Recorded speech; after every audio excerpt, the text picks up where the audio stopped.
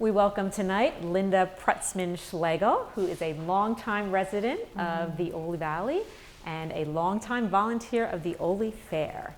And Linda has some great memories of the fair when it was behind the school and some electric issues that they used to have behind the fair and how they solved those issues. Hello, welcome to the Oley Fair. I'm very honored to be here. It's a great privilege to be with everybody, and I do have a lot of great memories of the fair. Dean had talked about the electrical. It was fun. You couldn't have posts behind the school because it mostly were for field games, but they had to put in posts in the ground, and then they strung lights up from each post around the whole back area. It was a huge area. I bet there was 4 acres back there, full of tents. And trust me, the stakes were down there to hold the tents in place were really high. Had to watch where you step. And when the tents got wet or musty, it was an awful odor. You don't know that odor. There was brand new cars that were being brought there on extra land that was across from the old school. And there they had cars that they used to scold you if you touched them because the dust on there would just scratch the paint so you couldn't see them. Then they also had trees on both sides of the grass on the land there, and they had lights on there, and it looked really festive at night. I forgot my notes.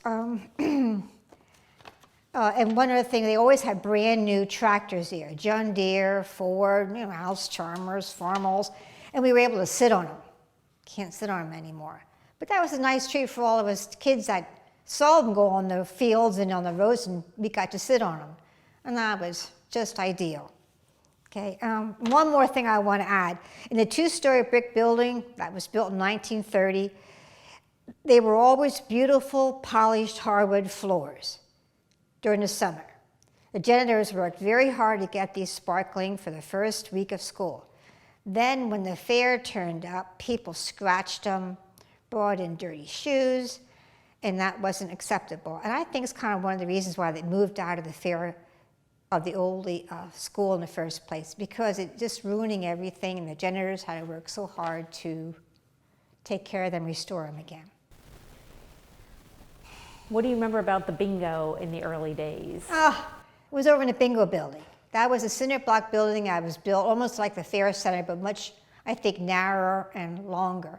We actually had school over there for 3 classrooms. It was 16, 17, 18 with the numbers of the schoolrooms. But in there we had bingo. Long benches, prizes they gave out. It was nice. It was nice for the older people that liked to play. So you've been a volunteer at the fair for a long time. What does volunteering at the fair mean to you? Everything. Everything. The people, you get to know everybody. You're there a whole week. Personalities. You fall in love with the people. They fall in love with you. They mean something to you. You ask a question, they help you out. You need help, they're right there for you. You pitch in wherever you can. This past summer, they were short in the fair refreshment building, and I just stepped in there. I just thought, you just cannot have these long lines out there. And I helped out, and I got thank you'd, and that's all it meant to me. I also helped to run in with the tickets, counting the tickets and taking money, and also signing checks after the kids won the contest. And that, to me, was a big deal. I enjoyed that. I do scheduling for the needlecraft department, and I really have a hard job sometimes getting 3 people for every 2-hour shifts for 3 days, but somehow or the other, you be nice to people, they're nice to you, and they do more than 1 shift. I tell you what, to be a nice person, you get it in return. We've been one of our assistant secretaries for several years now, and we appreciate that everything you have done with that.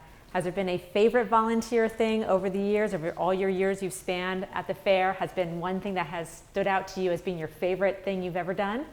Walking around the fair. I enjoy, told you, meeting people. Just strangers, inviting them to come back next year, or how they heard about it this year and what they like about the fair. Mostly it's all about the food. but they do enjoy everything. And may I please add, the reason I got involved with the Oley Fair is because Irene Keller, my 4th grade school teacher, she needed help. And I stepped up, and when she kind of started going back, I just fell right into place, and my dear friend Sally Beaver, she helped me out, and of course years three, Sally passed away, but I stuck with it, and I have all kinds of wonderful help I'll always be thankful for. Can you tell us a little bit about the tabulating of prizes that was done at the Oley Fair? Tabulating for the Oley Fair was done in the cinder block bingo building. The entry tags were picked up every Tuesday and Wednesday, and you entered your items then from 4 to 8, same week of the fair. The entry tags were 4-ply carbon paper. Thursday mornings, 8 o'clock, in all departments, judging started, and oftentimes the buildings weren't open until noontime or later, depending on how many entries were in each department. Tabulating was done by the number of items you brought in, which meant every copy had to be handled to get your points for winning the trophy. Later on, when entering, you could fill out a 3x5 card with your name, address, and the items that you entered in that department if you wanted to win the trophy. Every item was a half a point. First place was 10 points, second place was 7 points, and third place was 5 points. And at the end, they tallied everything up, and the highest points, you won the trophy. On Friday morning, Irene Keller ran the check writing department. We sat in the old bingo building in the corner there. Irene had actually purchased with her own money several 3-foot square tables so as to write checks on. It was a sturdy table. And we wrote out, and by that time the fair opened up and people were coming in, and they kind of talked to us and asked us questions, and after a while it got a little bit disturbing. For some reason or other, we moved to the classroom in the old school building. We were there all day Friday, and sometimes even until Saturday morning, writing out checks.